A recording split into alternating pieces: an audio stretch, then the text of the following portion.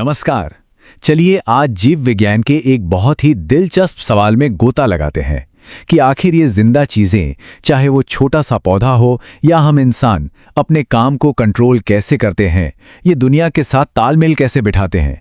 यकीन मानिए, इसका जवाब बहुत ही हैरान करने वाला है। जरा सोचिए, एक तरफ एक पौधा है जो धीरे धीरे, बहुत धीरे धीरे सूरज की रोशनी की तरफ मुड़ जाता है, और दूसरी तरफ हमारा हाथ है जो किसी गर्म चीज को छूते ही एक झटके में, पलक झपकते ही पीछे हट जाता है। तो दोनों ही अपने माहौल पर रिएक्शन है ना, पर कितने अलग तरीकों से। तो आज अब यही समझने वाले हैं कि ये दोनों इतने अलग होकर भी एक ही काम यानी प्रतिक्रिया देना कैसे कर पाते हैं। चलिए इसे थोड़ा और गहराई से समझते हैं। असल में हर जिंदा चीज के सामने एक ही चुनौती होती है, जिंदा रहने के लिए बाहरी सिग्नल्स जैसे कि रोशनी, किसी का छूना या कोई खतरा, इन सब पर रिएक्ट करना। ये जिंदगी का एक बहुत ही बुनियादी नियम है। तो सबसे पहले पौधों की दुनिया में चलते हैं। अब देखिए, वो ना तो चल सकते हैं ना भाग सकते हैं, तो फिर वो रिएक्ट कैसे करते हैं? उनकी जो स्ट्रैटेजी है ना, वो धीमी है, केमिकल पर आधारित है और सब्र वाली है। इसे जानवरों से कम मत समझिएगा। ये एक जगह पर रहकर जीने के लिए बनाया गया एक परफेक्ट, एक शानदार सिस्टम है। तो पौधे असल में चलते तो हैं, पर वैसे नहीं जैसे हम सोचते हैं। वो मांसपेशियों से नहीं, बल्कि एक खास दिशा में बढ़ के, ग्रो करके अपनी जगह बदलते हैं। और इसी प्रक्रिया को कहते हैं ट्रॉपिक मूवमेंट, मतलब किसी सिग्नल के जवाब में अपनी ग्रोथ की दिशा बदल लेना। इसका सबसे आम उदाहरण है फोटोट्रॉपिज्म, यानी प्रकाश की ओर बढ़ना। ये तो हम सबने देखा है ना? पौधा अपने एनर्जी के मेन सोर्स यानी सूरज की रोशनी को खोजने के लिए उसी की तरफ मुड़ता जाता है। और पता है, इसे एक खास केमिकल डायरेक्टर कंट्रोल करता है, जिसकी बात हम थोड़ी देर में करेंगे। फिर आता है जियोट्रोपिज्म। ये पौधे का बिल्ट इन जीपीएस जैसा है।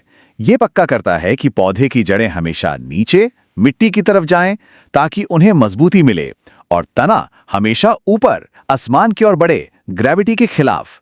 ये पौधे के सर्वाइवल का एक बेसिक डिजाइन है। अब पानी तो जिंदगी है कि नहीं? हाइड्रोट्रोपिज्म पौधे की जड़ों को गाइड करता है कि उन्हें पानी के सोर्स की तरफ बढ़ना है। ये एक सर्वाइवल इंस्टिंक्ट है जो ये पक्का करता है कि पौधे को अपनी सारी जरूरी प्रक्रियाओं के लिए पानी मिलता रहे। और ये वाला तो कमाल का है, थिग्मोट्रोपिज्म, यानी छूने पर प्रतिक्रिया देना। जो बेलें होती हैं ना, वो इसका इस्तेमाल करती हैं। जैसे ही उनके टेंड्रिल, वो जो पतली पतली लड़ियां होती हैं, किसी सहारे को छूती हैं, वो फौरन उसके चारों ओर लिपट जाती हैं।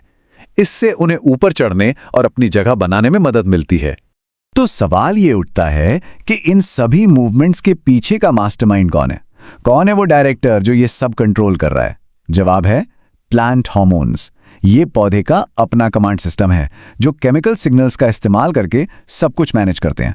चलिए इस टीम के कुछ मेन प्लेयर्स से मिलते हैं। ऑक्सिन, ये सेल्स को लंबा करके पौधे को रोशनी की तरफ मोड़ता है। जिब्रेलिन, ये पौधे की ऊंचाई बढ़ाता है। साइटोकिनिन, ये सेल डिवीजन को बढ़ावा देता है। एथिलीन फलों को पकाता है, और एब्सिसिक एसिड ग्रोथ को रोकता है। सच में ये एक पूरा केमिकल ऑर्केस्ट्रा है जो एक साथ काम कर रहा है। चलिए अब गियर बदलते हैं और बात करते हैं एनिमल किंगडम की। जानवरों को शिकार करना होता है, शिकार से बचना होता है और तेजी से मूव करना होता है। स्पीड, यहां स्पीड की जरूरत है, और इसी जरूरत ने एक क्रांतिकारी सिस्टम को जन्म दिया, नर्वस सिस्टम। रिफ्लेक्स एक्शन के बारे में सोचिए। मान लीजिए किसी गर्म चीज पर हाथ लग गया, क्या होता है? जरा भी सोचने का टाइम मिलता है? नहीं, हाथ बिजली की तेजी से पीछे हट जाता है। ये एक तेज, ऑटोमेटिक और जान बचाने वाली प्रक्रिया है जिसे हमारा दिमाग नहीं, बल्कि सीधे रीढ़ की हड्डी कंट्रोल करती है। तो ये काम कैसे करता है? स्किन में मौजूद रिसेप्टर गर्मी को महसूस करता है। सेंसरी न्यूरॉन एक एसओएस सिग्नल रीढ़ की हड्डी तक भेजता है। और यहां पर सबसे जरूरी बात यह है कि रीढ़ की हड्डी दिमाग से पूछने में टाइम वेस्ट नहीं करती। वो फौरन मोटर न्यूरॉन को ऑर्डर देती है कि मांसपेशी को खींचो, और हाथ पीछे हट जाता है। ये नर्वस सिस्टम की सुपर पावर है, स्पीड। लेकिन कहानी में एक ट्विस्ट है। जानवर भी एक धीमे, केमिकल आधारित सिस्टम का इस्तेमाल करते हैं, बिल्कुल पौधों की तरह। है ना कमाल की बात? ये एक बहुत ही आश्चर्यजनक समानता है जो बताती है कि एवोल्यूशन ने दोनों किंगडम्स में कुछ मिलती जुलती स्ट्रैटेजी को बनाए रखा है। और ये सिस्टम है एंडोक्राइन सिस्टम। ये ग्रंथियां हार्मोन नाम के केमिकल मैसेंजर बनाती हैं और उन्हें सीधे खून में छोड़ देती हैं। जैसे पिट्यूटरी ग्रंथि ग्रोथ हार्मोन बनाती हैं, थायराइड मेटाबॉलिज्म को कंट्रोल करता है, और एड्रिनल ग्रंथि एड्रेनालिन छोड़ती है, जिसे हम फाइट या फ्लाइट या इमरजेंसी हार्मोन भी कहते हैं। ये सिस्टम ग्रोथ, मेटाबॉलिज्म और स्ट्रेस जैसी लंबी चलने वाली प्रक्रियाओं को संभालता है। तो चलिए अब इन दोनों सिस्टम्स को आमने सामने रखते हैं। एक तरफ है हाई स्पीड नर्वस सिस्टम और दूसरी तरफ है धीमा लेकिन टिकाऊ हार्मोनल सिस्टम। दो सिस्टम और जिंदा रहने की दो बिल्कुल अलग अलग रणनीतियां। तो देखिए, नर्वस कंट्रोल बिजली की तरह तेज है, लेकिन इसका असर थोड़ी देर के लिए रहता है और ये नसों के जरिए काम करता है। वहीं हार्मोनल कंट्रोल धीमा है, लेकिन इसका असर बहुत लंबे समय तक रह सकता है और ये खून के जरिए पूरे शरीर में फैलता है। तो एक तरफ है रफ्तार और दूसरी तरफ है दूर तक और देर तक असर। इसको समझने का एक बहुत बढ़िया तरीका है।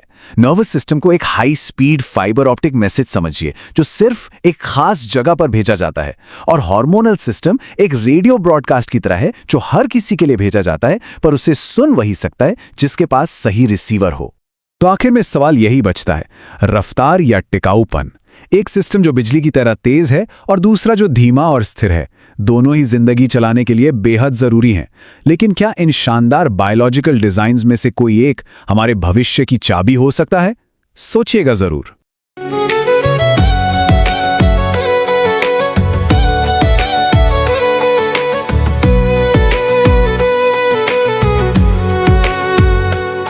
आज के समय में सिर्फ रिज्यूमे बनाना काफी नहीं है।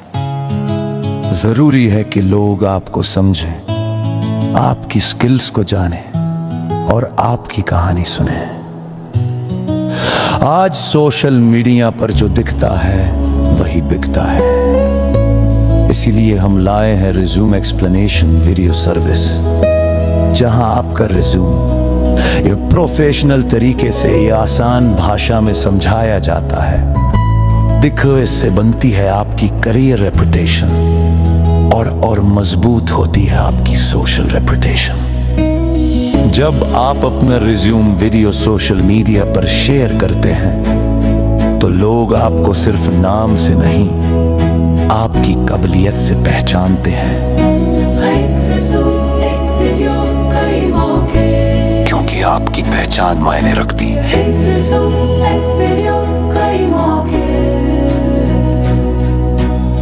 क्योंकि आपकी पहचान मायने रखती है। हर सफल डिजिटल समाधान के पीछे एक सोच होती है, एक अनुभव होता है और एक यात्रा होती है। यह यात्रा है रविकांत की।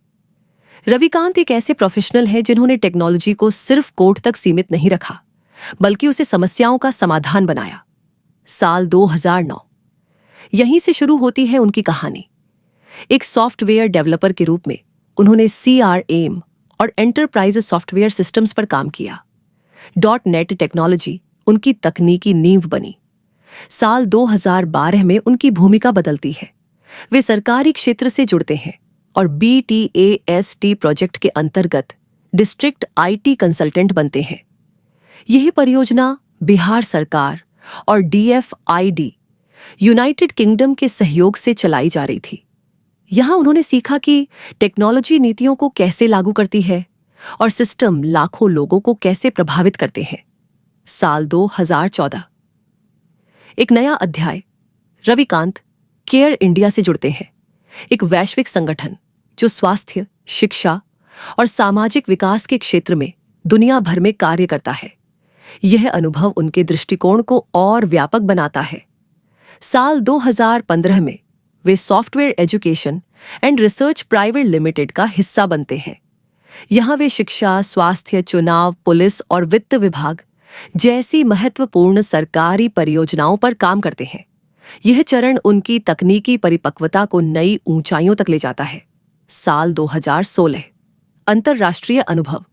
रविकांत IPE ग्लोबल के साथ काम करते हैं, एक संस्था जो 100 से अधिक देशों में विकास परियोजनाएं संचालित करती है।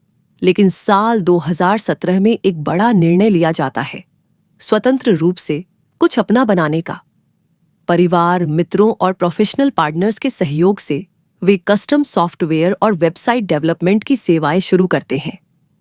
साल 2018 से उनका फोकस स्पष्ट होता है, स्कूल ERP सॉल्यूशंस, ऐसे समाधान जो स्कूलों के शैक्षणिक और प्रशासनिक कार्यों को डिजिटल, सरल और प्रभावी बनाते हैं। साल 2019 में सफल साझेदारियों के साथ यह कार्य और तेजी से आगे बढ़ता है। आज रविकांत एक बिजनेस सॉल्यूशंस प्रोवाइडर हैं। वे प्रदान करते हैं school ERP solutions, customized software development, mobile app development, professional advertisement, video making.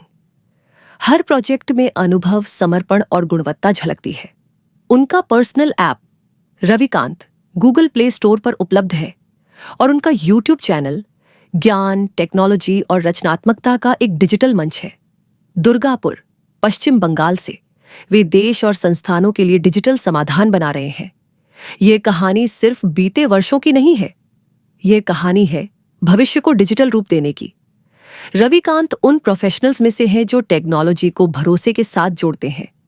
आज रविकांत उन नामों में से एक है जिन पर संस्थाएं भरोसा करती हैं, क्योंकि यहां सिर्फ सॉफ्टवेयर नहीं बनते, यहां समाधान तैयार होते हैं